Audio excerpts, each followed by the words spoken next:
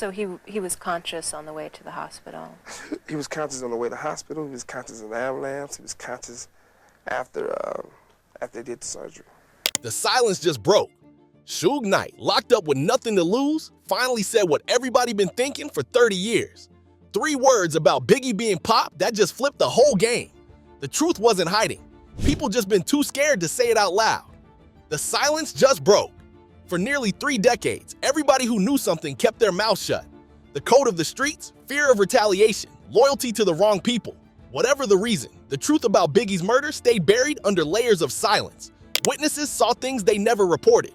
Industry insiders heard whispers they never repeated. And the people closest to the investigation, they moved on, got promoted, collected pensions, and took their secrets with them. But silence has an expiration date, and Suge Knight, sitting in a California prison cell with nothing left to lose and everything to say, just broke that silence wide open. In a deposition that should shake the entire hip-hop world, he dropped 3 words that cut through 30 years of lies. He killed him. No coded language, no street riddles, no vague implications. Just a direct accusation from a man who was there, who saw it all, who played the game at the highest levels. The truth everyone been chasing wasn't hidden in some classified file or buried in some unmarked grave. It was sitting right there the whole time, in the minds of people who chose silence over justice. Until now, to understand the whole situation, we gotta take a look back at what happened that night. That night in LA. March 9th, 1997, sit in hip-hop history like a date carved in concrete. Los Angeles moved with its usual late-night buzz, palm trees swaying, traffic humming, and the city carrying that strange mix of glamour and danger it always had.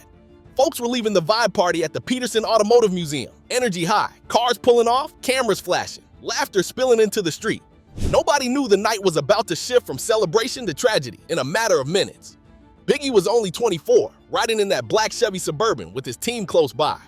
The convoy moved like they used to moving, but something about that night feel different in hindsight. Not loud, not obvious, just a quiet tension people only understand long after the moment is gone. The Suburban glided through LA streets until it hit Wilshire and Fairfax, where the red light caught them and held them still. Then came the moment that changed everything. A black Chevy Impala eased up beside Biggie's vehicle, too smooth, too controlled, like the driver already knew exactly where to be. The shooter leaned out the window, dressed sharp, almost out of place for the violence he was about to unleash. 6 shots fired, with 4 hitting Biggie. The precision made investigators raise eyebrows from day one. The Impala didn't squeal off, didn't crash into traffic, didn't panic. It just slipped back into the Los Angeles night like it belonged there. Chaos flooded the scene within seconds. Cars stopped, people screamed, sirens began their climb through the city, getting louder by the second. Biggie was rushed to Cedars-Sinai Medical Center, but the outcome was already written in the looks on everybody's faces. At 1:15 a.m., the world lost one of the greatest voices hip-hop ever had. What followed wasn't justice, it wasn't clarity, it wasn't closure. Instead, the case cooled almost as fast as Biggie's body temperature. No suspect's name, no arrests made, no convictions even considered. The official explanations leaned on gang theories, street beefs, and coincidences, but the pieces never fit the way they should. The security gaps, the timing, the clean getaway, all of it felt too organized for the chaos people tried to blame it on. That night didn't just end a life, it opened a mystery that grew darker each year, a reminder that sometimes the truth gets buried so deep, the earth forgets how to spit it back out. The switch up before the party. In the retellings that circle through this story's world, the switch up always lead back to one name. Folks say it wasn't random that Biggie stayed in Los Angeles that weekend. The whispers claim it was Diddy who pushed for the change. In these theories, he's portrayed as the one nudging Biggie to hold off on that London flight and show face at the vibe party instead. It get framed as a move for business, optics, and power, an insistence that Bad Boy needed to stand tall in LA. As soon as them shots went off, everything came crashing down. That legendary loss and the rise of Bad Boy Records, explored in the new documentary Can't Stop, Won't Stop. No matter the tension still hanging in the air. The original plan had Biggie packing for London, lined up for interviews and press runs to push life after death into global territory. Everything was set, but the narrative in these street theories say Diddy wanted him to stay, wanted the spotlight on Bad Boy at a West Coast event, wanted cameras catching the label moving unified and untouched. That idea, the label showing dominance in a city that once felt hostile, became the centerpiece of all the speculation that followed. The Vibe magazine afterparty at the Peterson Automotive Museum turned into the destination, a glittery spot full of celebrities, executives, and people hungry for proximity to fame. A place where cameras flashed more than headlights, where image mattered more than safety. In the story world built around these theories, that party becomes the first domino. Biggie moved through the crowd calm, doing what stars did, smiling, greeting, representing the brand. On the surface, it looked like a regular industry night. But when people look back through the details, they keep coming through the same question. Why was the trip changed at all? Why risk a city still pulsing with unresolved energy? Why position Biggie in a place that didn't really need his presence? The convoy leaving that museum parking lot would become one of the most studied moments in hip-hop history. And in these fictional theories, the weight sits heavy on the idea that the choice to stay wasn't Biggie's own plan. It was shaped, redirected, influenced by somebody else's agenda. The Suburban pulled off into the night, engines low, headlights cutting through LA's long stretch of blocks.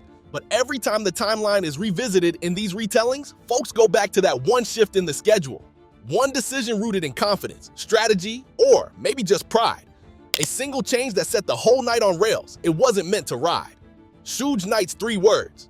In the world of rumors, old tapes, and half-whispered confessions, 3 words from Suge Knight echo louder than anything the case ever produced.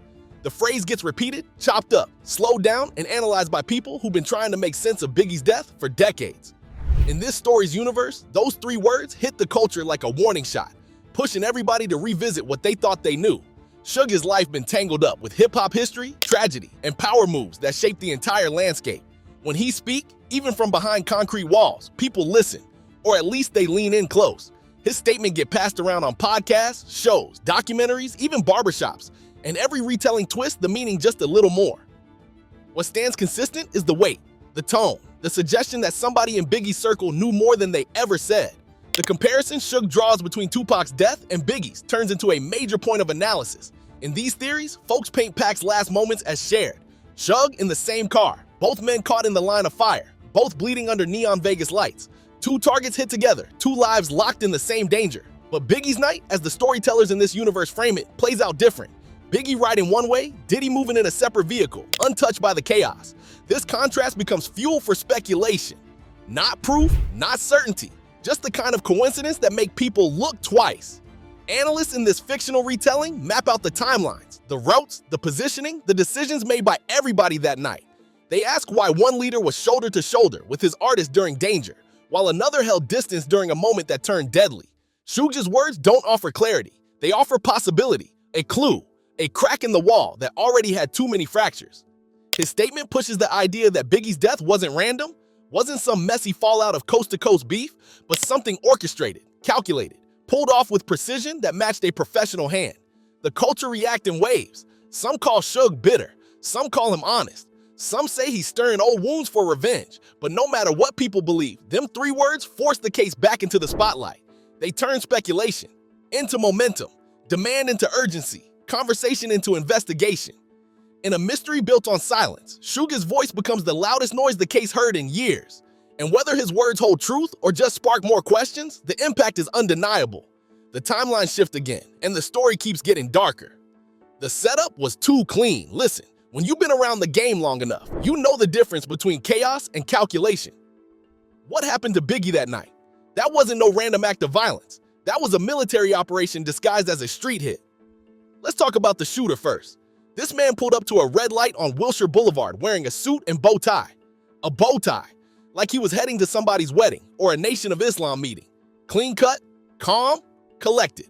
No mask, no panic, just stone cold purpose. He rolled up in that black Impala like he had an appointment he couldn't miss. 6 shots, 4 connected. Then he vanished into the LA night like a ghost. No screeching tires, no wild chase, just smooth.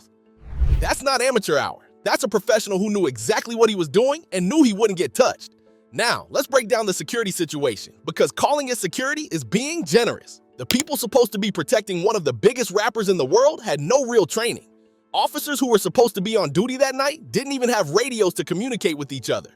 Think about that. In 1997, they can't afford walkie-talkies for a man worth millions. No armored vehicle for Biggie, no backup plan if things went sideways, no contingency for nothing. It was amateur hour from jump, and somebody made sure it stayed that way. Then you got the coincidences that ain't really coincidences. Traffic lights turning green for the shooter's car while everybody else catches red. Surveillance cameras all over LA, but somehow none of them caught nothing useful that night. Known gang members spotted at the vibe party, rubbing shoulders with industry people, And nobody thought that was strange. The whole night felt orchestrated, like somebody wrote a script and everybody played their part. This wasn't bad luck. This wasn't Biggie being in the wrong place at the wrong time. This was intent. This was somebody making sure all the pieces lined up perfect. Security full of holes, escape route clear, witnesses scared silent, evidence disappearing faster than the shooter. The streets knew it from day one. This wasn't some beef that boiled over. This was a hit, clean and professional, designed to look just messy enough to be believable. And somebody made sure it stayed unsolved. This wasn't about no rap beef. For years, they fed us the story. East Coast versus West Coast, Bad Boy versus Death Row, Biggie versus Tupac. Magazine covers sold that narrative. MTV pushed it. Radio stations ran with it. They made it seem like hip-hop was tearing itself apart over pride and geography. Like these two giants couldn't exist in the same world. But that's the story they wanted you to believe. That's the smokescreen that kept you from seeing what was really going down. Because this wasn't about no rap lyrics or diss tracks or who had the harder crew. This was about something way bigger, way darker, way more dangerous than beef between artists. This was about power, real power. The kind of power that controls boardrooms and street corners at the same time. The kind of power that decides who eats and who starves in the music industry. We're talking about millions of dollars, distribution deals, publishing rights, master recordings. We're talking about who controls the culture and who profits off it. That's what was really at stake. Suge Knight said it himself, and love him or hate him, the man was there. He played the game from both sides, corporate shark in a suit 1 minute, street enforcer the next. He's seen how the industry works when the cameras are off. He knows where the bodies are buried, literally and figuratively. And now that he's locked up with nothing left to lose, he's saying what everybody been scared to say for 3 decades. Biggie didn't get caught in no crossfire, he got set up. And the people who should have protected him, the people who claimed to love him, were either silent when it mattered or suspiciously far away when the bullets started flying. Think about the money involved. Bad Boy Records was printing cash. Biggie was the golden goose. Life after death was about to be massive, and everybody knew it. But with success comes greed. With greed comes betrayal. And in an industry built on exploitation, loyalty only goes as far as the next check clears. The rap beef story was convenient. It gave the media something to talk about. It gave the cops an easy narrative to follow. It let the real players move in the shadows while everyone focused on the rivalry. But strip away the headlines and the hype, and what you're left with is a cold business decision wrapped in violence. This wasn't about defending Coast reputations or settling scores over verses. This was about eliminating obstacles. This was about consolidating power. This was about people in expensive offices making calculated moves while artists took the fall. And Biggie, the king of New York, became a casualty in a war he didn't even know he was fighting. 2 hits, same pattern. Now let's lay out the pattern, because once you see it, you can't unsee it. 2 of the biggest names in hip-hop history. 2 unsolved murders. 2 nights that changed the culture forever. And when you line them up side by side, the similarities start looking less like coincidence and more like a blueprint. September 7, 1996, Las Vegas. Tupac Shakur gets shot multiple times while sitting in the passenger seat of a BMW. Suge Knight is driving. The bullets fly, and Suge catches one too.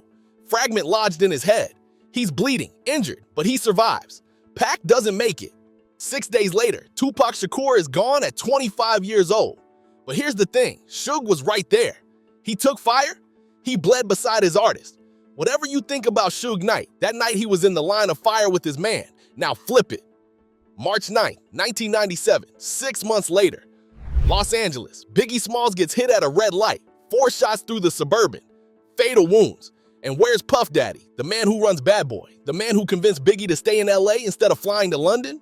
He's riding in a completely different vehicle, not a scratch on him, not a bullet hole in his car, not even close to the danger. That's the pattern that makes people talk. That's the contrast Suge Knight throws in your face. When your artist is moving through hostile territory, where are you? Suge put himself in harm's way. Diddy kept distance. One CEO caught bullets protecting his investment. The other CEO stayed clean while his biggest star got murdered. Twice, the biggest names in the game get taken out. And both times, the question is the same. Who benefited? Who walked away with the catalogs? Who controlled the estates? Who kept making money off dead legends while families buried their sons? The street's been asking these questions for decades. Message boards, documentaries, conspiracy theories, everybody trying to connect dots that the police never bothered to investigate. But Suge is putting it out there plain. Look at who got hit and who didn't. Look at who was protected and who was exposed. Look at who lived to profit and who died young. Tupac and Biggie weren't just murdered. they were removed. And the removal was so efficient, so clean, so profitable for certain people that you have to wonder if it was always part of the plan. 2 legends, 2 bullets, 2 unsolved cases, and a whole lot of people who benefited from the silence that followed. The unanswered questions. 27 years later, and the questions still hang in the air like smoke that never clears.